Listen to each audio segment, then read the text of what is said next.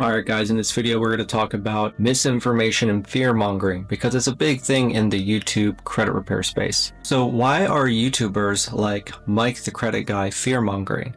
There's a big topic now that's going on about the CFPB, and this particular YouTuber, alongside with many others that are solely in the DIY credit repair space, are fear mongering people to believe that the Trump administration is trying to cause distress and chaos for the nation. Well, number one, this is not true at all. And the stance that they're taking to get you to believe that the CFPB is going to be shut down or is frozen or has been frozen is really slanted and not the full truth. This channel has always been a channel to give you helpful, informative content so you guys can make the best decision on your credit goals. And it's still my professional opinion that you hire a professional, because since you've messed up your credit, you probably are going to have a hard time fixing it yourself. Now, let's go back to this topic because it's really, really important, because this is going to allow you to understand who's actually trying to sell you snake oil. You guys need to realize how politicians, media, and even, you guessed it, YouTube influencers, especially in the financial space, use cognitive biases just to manipulate you. One of the biggest biases in this industry and just online in general is the confirmation bias, which basically means you affirm whatever you already believe.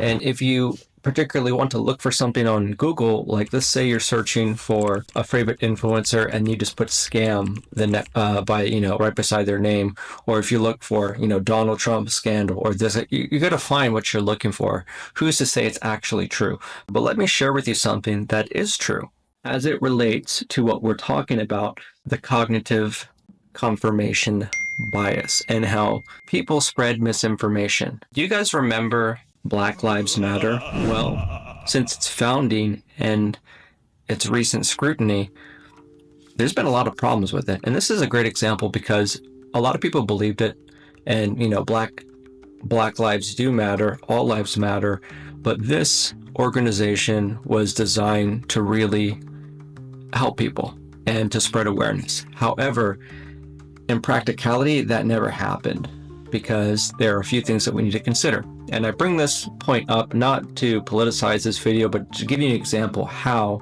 people can be fooled. Black Lives Matter is a perfect example on how people can be played, and that's really messed up. I'm going to read some things from my computer here. Sir Major Page, a Black Lives Matter activist sentenced to 42 months for fraud, collected donations and spent them on himself. Now here's a really, really interesting correlation between that type of behavior and the founder of Black Lives Matter. Patrice Culler's real estate scandal. Black Lives Matter co-founder bought multiple luxury homes while preaching about financial inequality. How is that for inequality or oppression?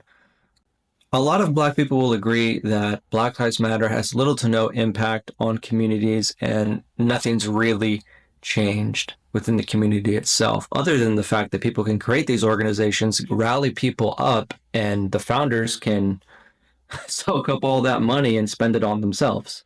That's basically what I've seen here. Let me know what you think about that in the comment section.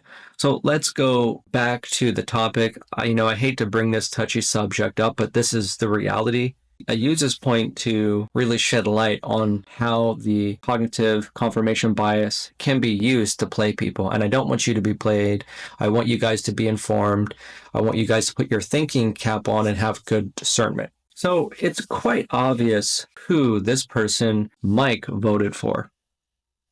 But honestly, it doesn't matter who you voted for. I mean, I don't care. I'm not going to judge you for it. It's your own business of what you do with your life. Your vote's your vote. My vote's my vote. I respect you nonetheless. We're all human beings. I don't see people as Democrat or Republican. I just see human beings as humans. The thing I want to bring out to you guys is that in one of his recent videos where he begins to ask AI repetitively about finance, as it's a great example to show how stupid he is, because this person is so reliant on AI. I would not encourage anyone to be super reliant on ChatGPT for finance or regulatory or legality, because AI has been proven to hallucinate, and if you don't clearly fact check your information with citations and proof, then you're just going to believe whatever ChatGPT gives you. And like I told you, your confirmation bias is going to influence the AI.